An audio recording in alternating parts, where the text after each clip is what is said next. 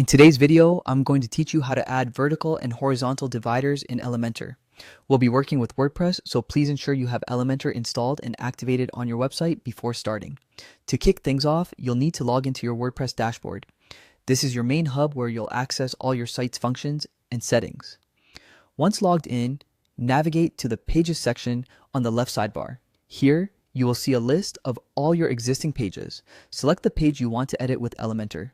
Click on the page title and then look for the option that says Edit with Elementor.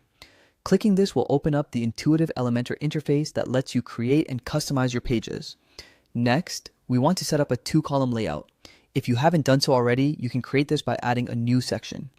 When prompted, choose the structure that offers two columns. Elementor should display a visual cue on how the section will be divided. Alternatively, you can use a container if you prefer a more flexible layout setup. Once you've established your structure, it's time to fill those columns. Drag and drop an image widget into each column. Now, you have two distinct areas, each with its own image placeholder. Images can be a powerful element to capture attention, so choose ones that complement your design theme. Now, let's introduce the vertical divider. This involves editing the border settings of the container or column. Navigate to the container settings by clicking on the column handle. This will usually appear as three horizontal lines. Go to the Style tab, and under Border, you'll have the option to set a solid line on either side of the column. Adjust the border width and color to suit your design preferences, and you should see a clear line separating the images. For the horizontal divider, you'll be using Elementor's divider widget. Locate this widget in the Elementor sidebar and then drag it onto your page.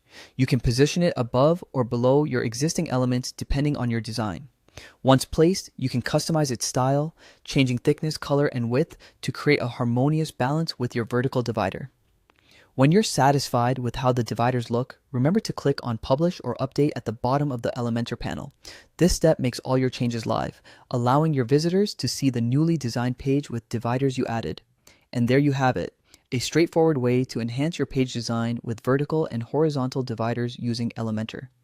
Be sure to explore additional styling options in Elementor to create a unique look for your website.